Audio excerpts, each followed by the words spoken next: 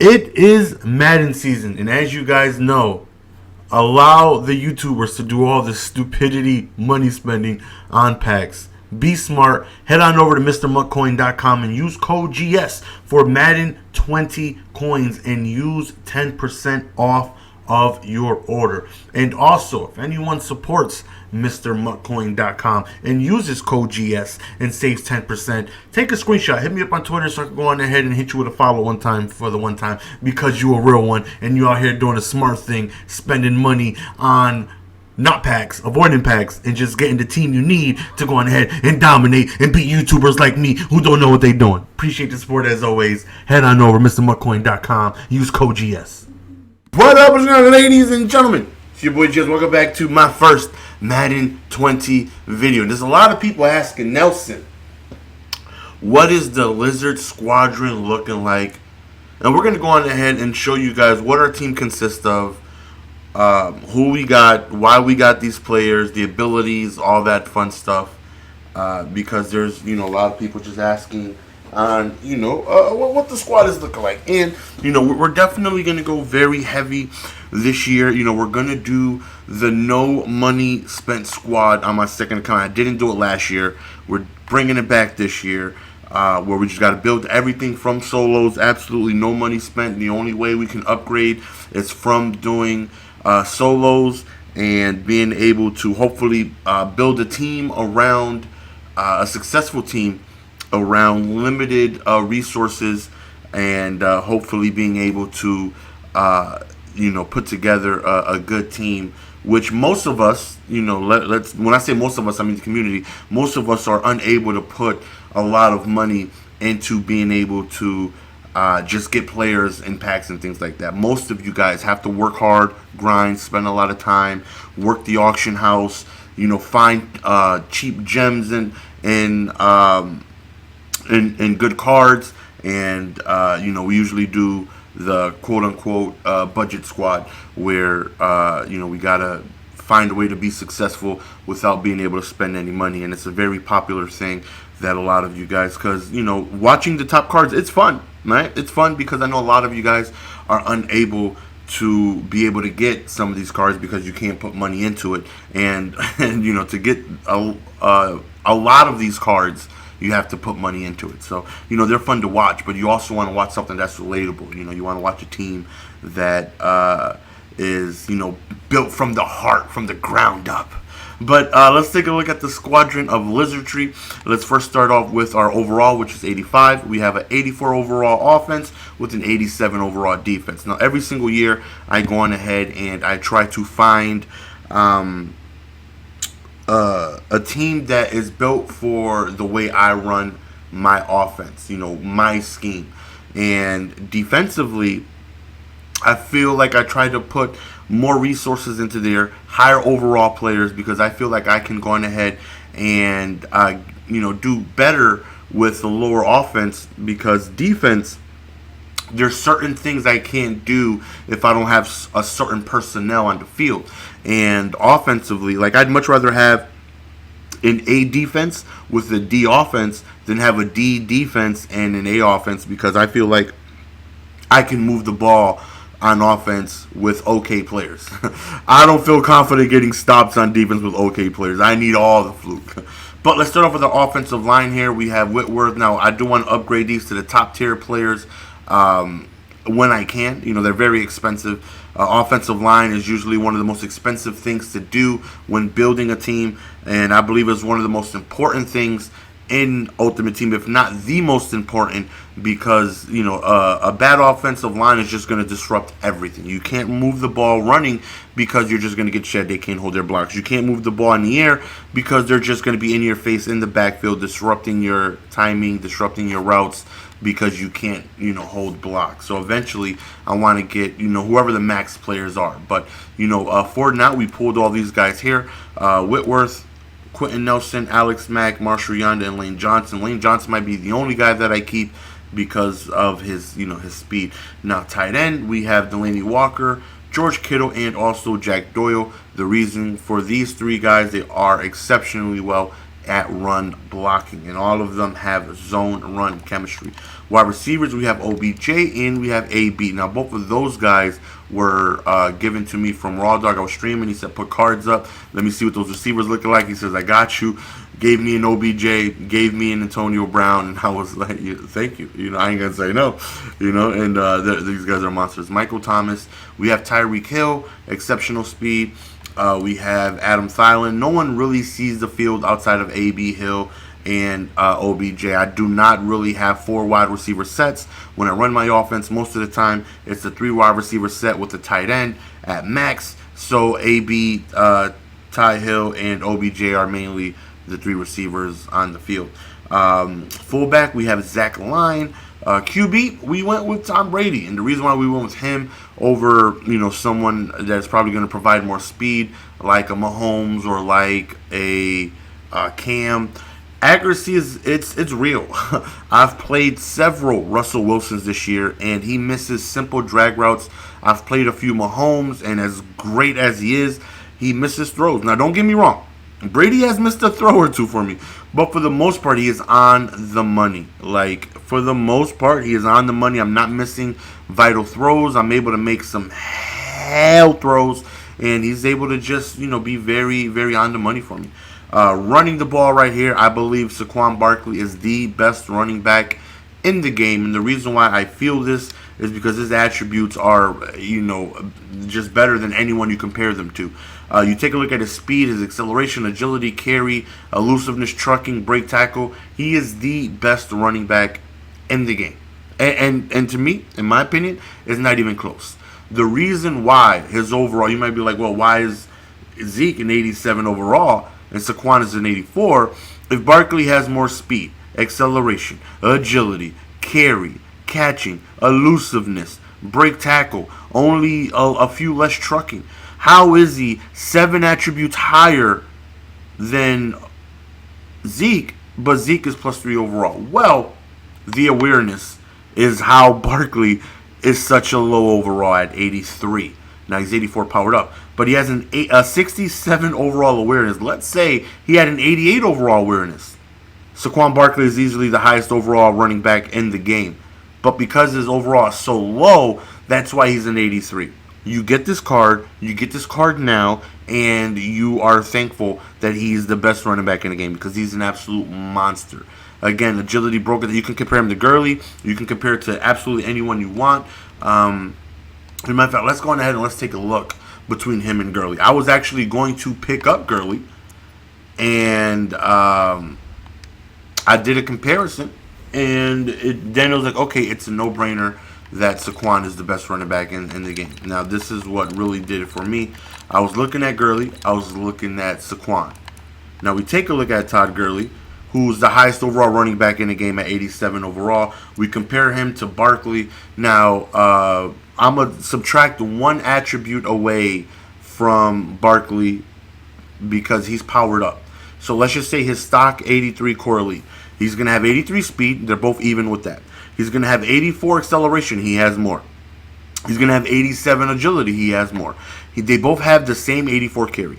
His catching is way higher than Gurley. I don't even need to do the math. His elusiveness is lower. Gurley has higher elusiveness. His trucking is 2 less. His break tackle is the same. So when you take a look at the, what are there? How many is 1, 2, 3, 4, 5, 6, 7 out of the 8 attributes here? He's similar with speed. He has more acceleration, more agility, same carry. He has higher catching. He has less elusiveness, less truck, and the same break tackle. So they're so similar, and Barkley's like $100K cheaper. But what really did it for me was the strength. I took a look at the strength, and the fact that Gurley had 66 strength and Barkley had 72, to me, no brainer. More strength, higher broken tackle. Same broken tackle. Same speed, more agility, acceleration, cheaper, and just everything. When you take a look at this card, he's an absolute monster. He's right there he has more than everything than Zeke. basically almost everything the same as Gurley, but he has more strength, and strength is going to correlate to broken tackles. Strength is going to correlate to having a better stiff arm because you're stronger, and that's just going to help you, fall forward. That's just going to help you be able to do, other things like trucking and things like that. Like, I don't care how high your trucking is. You can have 1,000 truck, but if you have zero strength, how do you expect to run someone over, even though you have a high trucking, if you have low strength? If you don't have that ability to really run someone over, then you're just going to have trouble. If you don't have the power, I should say, to run someone over, I don't care what your strength says, you're going to have trouble running, people over. So you have to take a look at several things, not just one. You can have a ton of speed, but if you don't have, acceleration, then are you really ever going to utilize that speed, because you're going to take forever to get to that top speed. Like, you need acceleration, agility, and speed. They all, go with each other. You don't want just, high speed, but low everything else, So, give me 1 second here. I'm actually looking something up on, so his average price right now is $40K. I got him for about $40K.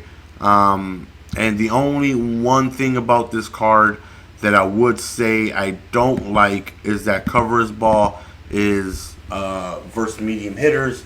Zeke is braced for all hitters, so I feel like things like that are important as well. Traits definitely coincide with, you can have a bunch of carrying, but if you only brace versus medium hitters and you get smacked versus a big hitter because they don't naturally brace for the hit, you're going to be able to put the ball on the ground more. So you want to pay attention to things like that. Barkley right now, offensively, is the one Singletary card that is a must. I wouldn't take him over any running back in the game. I would take him over any running back in the game. He's an absolute monster. And then we have Zeke backing him up because of my heavy run offense where I run the ball a ton. So I had games where, I would have Barkley running, and he'd be tired, and then I would just have a gold backup Barber. And even if it's just one run, I want someone in there that can really, really, really make an impact for me on that one or two runs to sit Barkley out when he's tired. So we went with Ezekiel over Le'Veon Bell, over Gurley, over the other people I was looking at, because one, Zeke is cheaper than Gurley. I wanted to go with Gurley, but Zeke has fight for extra yards, and he has brace for all hitters. And I feel like whenever I throw him in the trenches, whenever I need him to just run a dive for getting an extra yard, things like that, he's going to be able to accomplish that. And he also has good speed, good elusiveness, trucking, all that stuff. So he's able to go on ahead and put in work. So the few games I've used him, as a spellback, he's been putting in work for me. So but Barkley is the starter though. Like, Barkley gets all the carries, and once he gets a little tired, just to freshen him up, we'll give Zeke a few runs, and then we put him back. The chemistry I have is zone run. Now, naturally, because I run the ball a ton, I want to be able to go on ahead and have good extra run blocking if possible. So right now I have tier 4. I get +2 spin move, juke move, 1 carry, 1 run block, 1 elusiveness, 1 block footwork to everyone, and I have everyone with it. So the X factors that I have is Tom Brady with Bazooka, Barkley, and Ezekiel Elliott, both of them with Wrecking Ball. Now, I do have Brown powered up, but I really wasn't sure on which one to pick between the X factors. I just did Ezekiel just to do it, but eventually I'm going to go on ahead and remove it from Zeke because he's not going to have enough carries to really benefit from that, because I would need 5-10 plus yard rushes from him, and he's probably only going to run the ball 5 times a game. And it would be amazing for him to activate it, but it's just highly unlikely where Brown can probably activate his every single game. Bazooka is an absolute godsend. You take a look at Tom Brady here, and with Bazooka's adding 15 yards to your maximum range whenever you're throwing passes. that is going to have his 84 throw power up to like a 95. I've had plays where I just completely launched the ball so deep, and I'm able to get touchdowns with it that I wouldn't have gotten because his throw power isn't like a 95. But with the 15 extra yards, it makes it feel like his throw power gets up to like 92, 93, and he can really, really just put a lot of force on the ball. Defensively here, this is where, again, I want a ton of resources. This is where I want to go on ahead and have it more stacked in the offensive side. At free safety, we have ET3. Backing him up, we have Bayard. At right linebacker, we have Clowney. Now, if you see a gold card, it's just there for chemistry, just for a lockdown. I do have a lockdown completely maxed out, 30 out of 30. We have Shazier maxed out. We have Deion Jones. We have C.J. Mosley and Kendricks. Left outside linebacker, we have Vaughn and Alexander. The reason why I went with Vaughn over Mac, because I wanted to go Mac, but Vaughn does have a 91 overall power-up piece. You know, he has the 91 set master, token master, trophy master, whatever it is, to where I can upgrade him after I get 1,025 trophies NET. So if I went with Mac, I would have to wait for him to get a new card, and sometimes that takes a while. So it's like I can go with Mac and have to wait for him to get a team of the week or something like that, or I can go with Vaughn to where eventually I can get his 91 overall and be able to upgrade him even more. So let's go with Vaughn. And it really doesn't matter because Vaughn and Mac are both very, very, very high overall players, and they both get upgrades throughout the year. So you can't lose either way if you want to go with one specifically for pass rush. But we went with Vaughn, and I know that I can upgrade him to 91 at some point. Safeties, we have Jamal Adams and Derwin James. Corners, we have Sherman, Talib, Jalen Ramsey, Casey Hayward, Pat Pete. Now, defensive line, we definitely have some goons here. Now, I'm running Buffalo 5-2, so that's why you see me really stacked at the D-line. We have Aaron Donald at right end, as well as Deacon Jones. We have Fletcher Cox, Geno Atkins, Damon Harrison, Woods, J.J. Watt, and Calais Campbell. Now, I have lockdown for everyone. Now, lockdown this year, they toned it down to where last year, lockdown maxed out. You got +3 of everything. Of not everything of the allocated attributes. This year is +2. So lockdown maxed out. I'm getting +2 catching, play rec tackle, press, man coverage, and zone coverage. My X factors, I have Jalen Ramsey and Sherman both with shutdown, and then I have Von Miller with Fearmonger. I at one point had both Clowney and Von Miller with Fearmonger, but then it's like, how many times are they really each going to get 3 sacks a game? There's some games where Clowney would get 3 sacks and Von Miller wouldn't. There's games where Von Miller would get 3 sacks and Clowney wouldn't. And then it's just like, okay, one person is just left out. For me to get 3 sacks with both of them in the game is just, I just didn't see it going too well. I felt like I was better off at just putting it on a cornerback instead of having 2-3 fearmongers where, being able to get multiple sacks with multiple people. It is possible, but I just, felt like it's just easier to put it at the cornerback. So I have Sherman and Jalen Ramsey with them. So, the team is, looking, very, very, very well. Now, as of now, I don't really have a defensive scheme yet.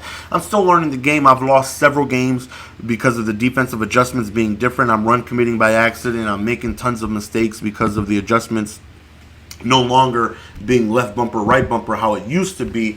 You now have to hit the D-pad, then the bumper, and that right there is taking me some time getting used to. If anybody's wondering, for the 5-2 setup, I have Von Miller on one edge and Clowney on the other. Up the gut, the 2 D tackles, I have Aaron Donald and J.J. Watt, and then, I nose tackle right over the center, I have Deacon Jones. So I have a lot of beef up there in the 5-2, and then I have Shazier and Deion Jones back there at middle linebacker. So we have a lot of beef, a lot of pass rushing ability there. So that's what the squad is looking like, man. Gameplay is going to be very, very, very soon, and I'm also going to be doing a ton of other things. Like I want to do how to build a team and specifically show you guys what players to look for to execute a certain style of offense